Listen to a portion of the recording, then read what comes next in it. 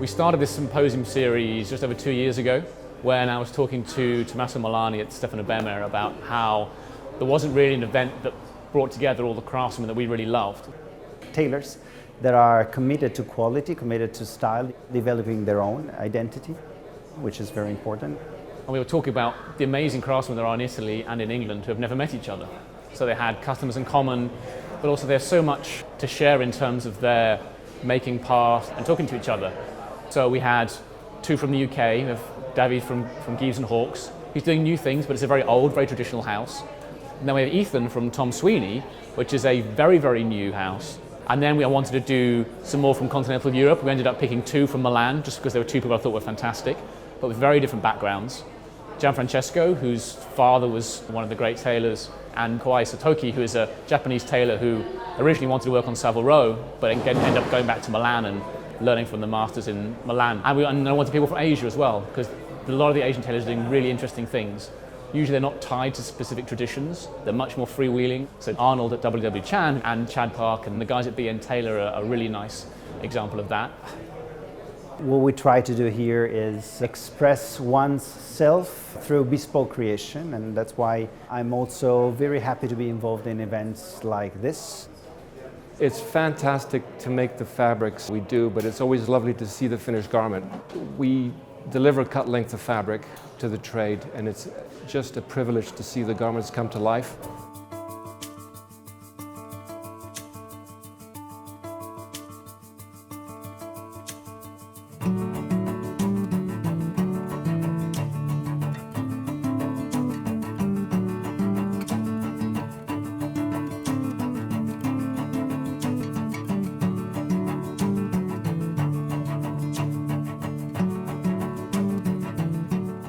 My name's David Taub, I'm head cutter at Jeeves & Hawks, number 1 Savile Row. My route into tailoring wasn't direct actually, although it's in my family. My dad, my grandfather were tailors. They worked in the East End of London, so the culture was very different to Savile Row. Savile Row is very well known for its finesse and its international clientele. My grandfather is very much a local sort of custom and more simplistic sort of tailoring. I had no interest in getting into the tailoring trade at all, and I wasn't really directed in that way. But I think I had a knowledge that was always part of me, that I think for a lot of people it was almost inevitable that I would end up being a tailor. I searched and found a job with tailors in East End called Kashket, who made primarily ceremonial uniforms for Buckingham Palace and for the army. And that's where I learned to be a tailor. For 4 years I was sewing, and that was the beginning of not really knowing where my career would lead me, but I knew I'd come home. Once I stepped into the workshop, I did feel intimidated. I panicked that I was not ever going to be good enough. So I think the pressure was put on myself to constantly practice. I was the last to leave the workshop, and then I'd continue when I was at home. And I think that's one of my abiding memories, is just kind of, panicking when I could hear the foxes outside scratching and the blackbirds singing, and looking at my watch and realising at 3 a.m. I had to be back at work at 8. And it's kind of fond memories about how hard it was. It's a double-breasted blazer, but intended to be worn almost like a jean jacket, so it's very rugged looking, yet the cloth is very luxurious at the same time. The pockets, which are vertical slanted welt pockets, really come from a peacoat, which is this very classic British naval garment, which is full of style but full of functionality. It's an unlined garment. I try to make it that way in order to make it lighter weight to wear, but also to try to find beauty in the simplicity of the garment too.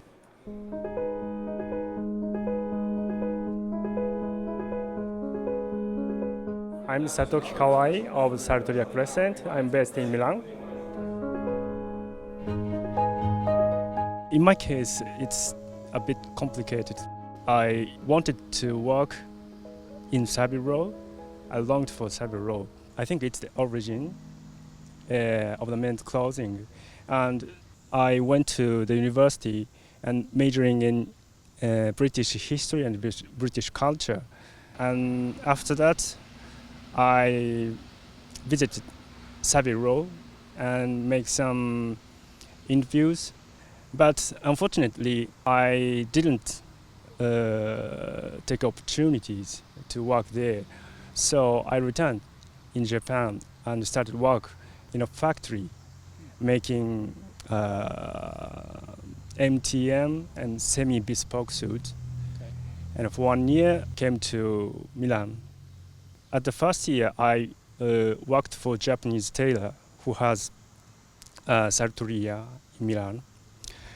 During that year, I slept in a workshop and until up to 2 or 3 a.m.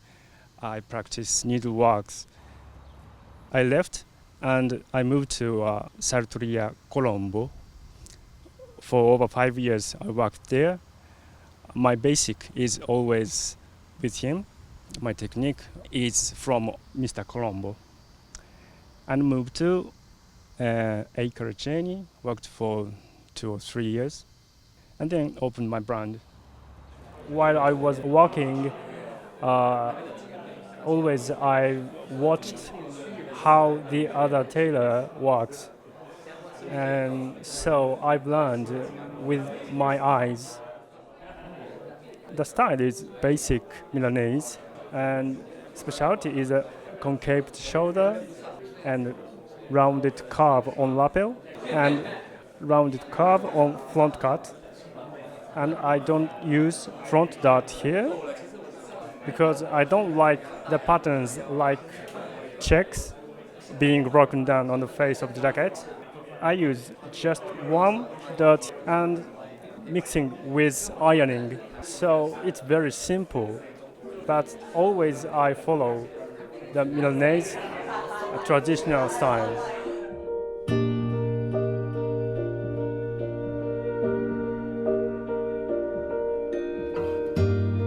I started tailoring stitching when I was 11.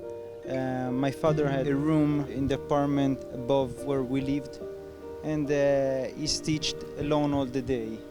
And so I was all day going from my apartment to his atelier. Actually, he wasn't not very prone to teach me, because at that time tailoring was so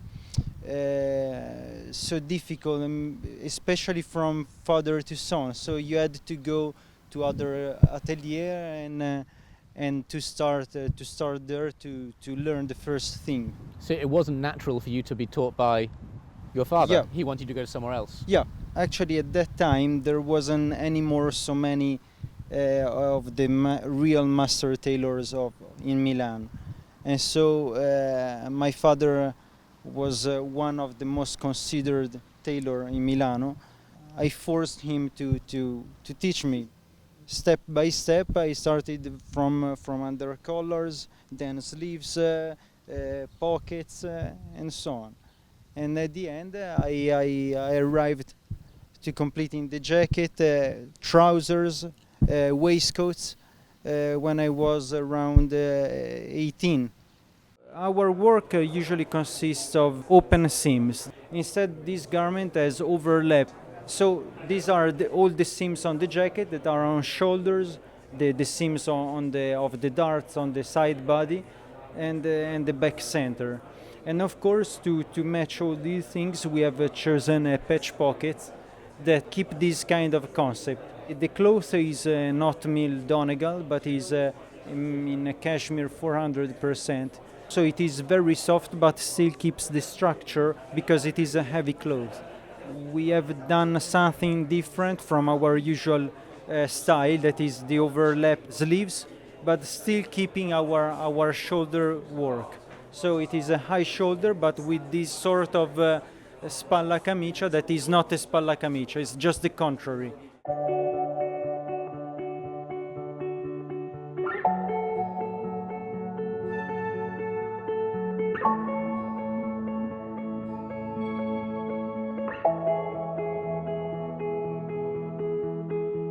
고등학교 졸업할 때 양복을 입어야 My 돼요. name is Chet Park from being Tailor. My first suit was for my high school graduation, which was made by my dad, who was a tailor then. When I wore that suit, I had a lot of compliments from everyone, and that really gave me an opportunity to look at suits in different ways.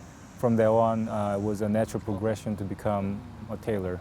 I never initially decided to become a tailor, but it was a natural progression because of my natural love toward suits and tailoring. For me, every piece is special, so we give every treatments differently to each garment. So this one, we took a particular care in making these inner pockets by hand in a very soft way, the sewing of the shoulder line, and so on and so forth. But there's no standard as such, so every garment is very, very special. Expression of roundness and curves. He believes that it equates to a sort of easygoing style. My name's Ethan Sweet. I'm from Sweeny in London. I suppose my tailoring career started when I was 16, 17. I've always had an interest in clothes and so on, but wasn't really sure how to go about entering the world of what I thought then was fashion design and men's tailoring. I wasn't too clued up on where to go, but a few explorations to London with school and college, struck a few matches which got it going, and it was one September day, I suppose. I ended up on Savile Row, and then I started in 19 Savile Row, Morris Sedwell. I remember the first few days when I started, patience I had to learn quite quickly. I was sat on a board, no chair, and you sit on your boards as a tailor. I had a piece of cloth and a needle, and my hand was strapped up with elastic bands. So I was just repeatedly doing the same motion every time. I think that was nearly a week's worth of that, purely to just get me to understand how to hold a needle. It was an intense few years. It's intense, but it's very good. What you learn, it will set you up for the rest of your career, I suppose. In taking that foundation of knowledge and then moving forward to where I am now in Sweeny, where I've really resided in the cutting side, but leaning back on the making knowledge that I have, it's kind of set me up for where I am now, I suppose. What I've created here is a feeling. Now, and that's even with touching it and so on, it's very soft, it's natural. The lines are very soft, they complement each other through the armhole, which is high, the nipped-in waist and the soft chest. The silhouette is very, very clean.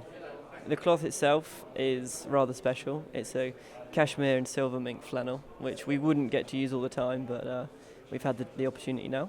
And it just falls so well, you just want to touch it. Traditionally in England you wouldn't see too much of a soft shoulder. Some tailors say it's soft, but not the soft that we're used to with the Italian tailors. Now our brand, with the bespoke especially, sits right in the middle of the two. So you've got the softness of the Italian, but not too much, and then a little bit of structure from England, and you push it together and pretty much Sweeny sat right there. My name is Arnold Wong. I am working in the W.W. Chen and Sons Tailor Limited. When I graduated from school, I was looking for a job, and W.W. Chen was hiring an administrative position. And a friend introduced me to them, and I was hired on the accounting side. But as I was working there, I was very impressed by the work that was happening there. Because at that time, I never thought that there would be this lettering in Hong Kong, because it's usually something you spend a few $100 Hong Kong dollars on when you graduate or when you have a special event. I didn't know that in Hong Kong there was this quality of work that was available. So when Patrick saw that I was fascinated by what was going on, he asked me if I wanted to learn how to cut. And I said yes, so that's how I started.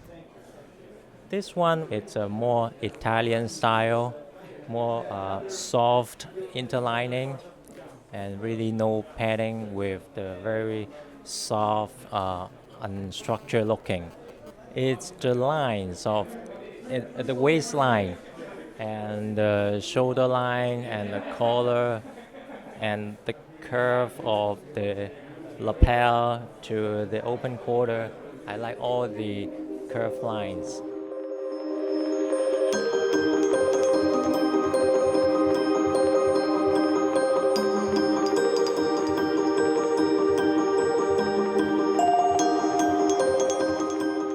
I'm interested how tailoring is seen in the kind of broader culture. For example, Ethan, what do your friends and colleagues and family think about what you do? How is tailoring perceived in that broader world? They're intrigued by how did you find it? And like coming from a very small town in Somerset, it's not easily accessible to find bespoke shops unless you are in London or a larger town. So it's of interest. It's very traditional in their mind.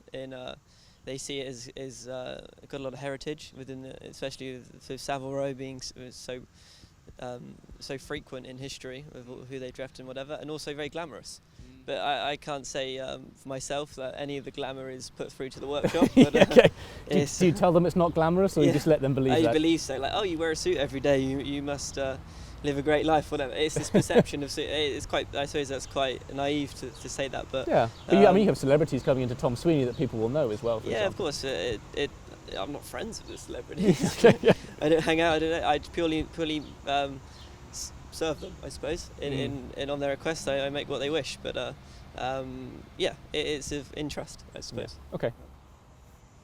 Arnold, how do your friends and people you know see what you do? Most of my friends, when they found out I had become a tailor, were very surprised, but slowly they've accepted it. Surprised because it was different from what I had majored in school.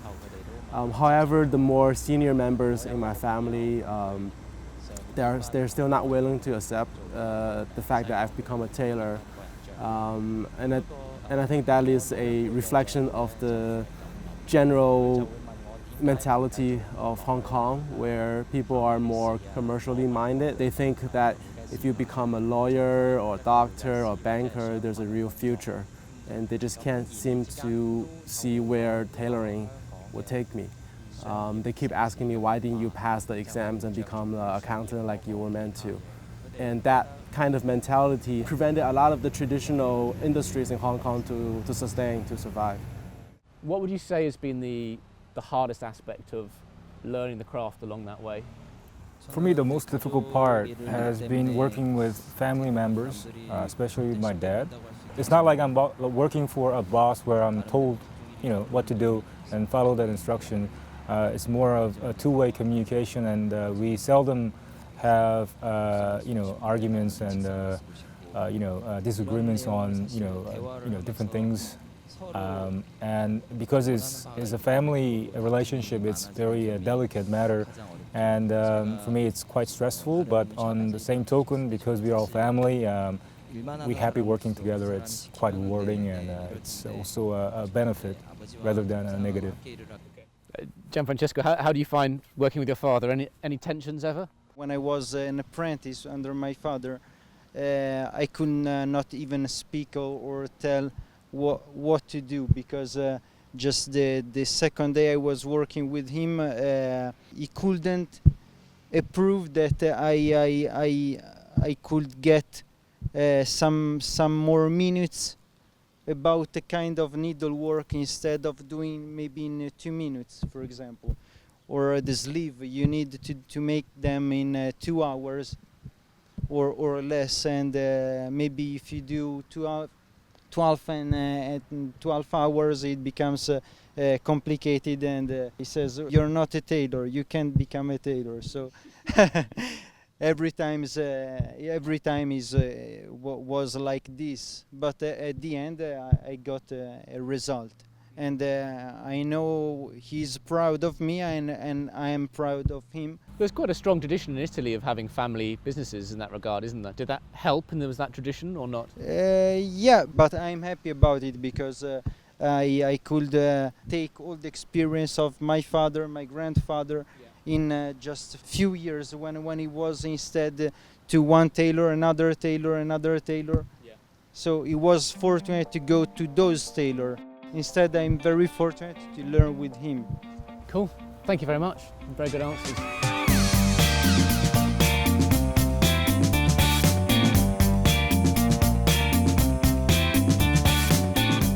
You had 5 minutes warning. I want some questions from the audience now. We have a question at the back. Yes, sir. What's your question?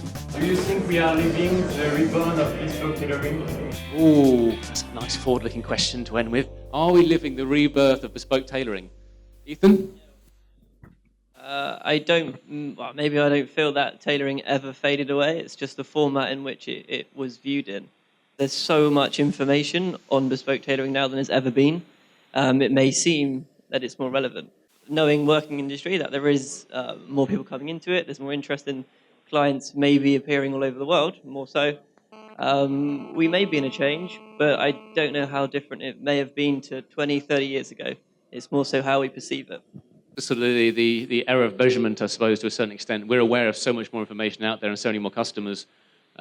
Certainly, in the past, a much larger proportion of the population, had bespoke tailoring, was involved in bespoke tailoring than now. So we haven't got there yet.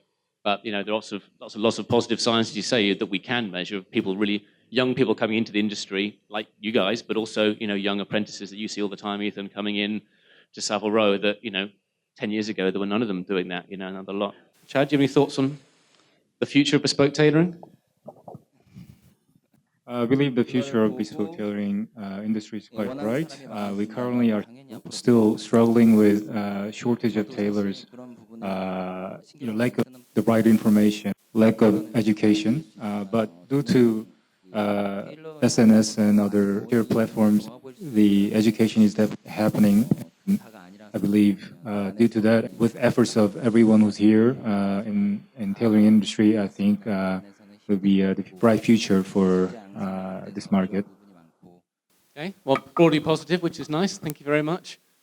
Maybe one last question before we go. Does anyone else have any last questions? Tell us. What's the best way you can describe your ambition as tailors? Well, I'll try to do my best to keep the Sartoria name at the best of his knowledge. So in the conference of all our masters in Italy, our great heritage, I will try to do my best to let us know the world what we are doing. I totally agree, because I think all of us got in to continue something, not to change, and I think that's the bottom line, really. So if the ambition was, for me, almost not to maintain a status quo, but to make the best of what we got and to sort of broaden, the world's getting smaller and more people coming to see what we do, and just to make good account of ourselves that way. Thank you very much. Thank you very much to all our tailors for coming this evening. We really, really value having your input. Thank you very much for giving your thoughts. Thank you very much to Holland and Sherry and to Stefano Bemmer as well. Thank you very much.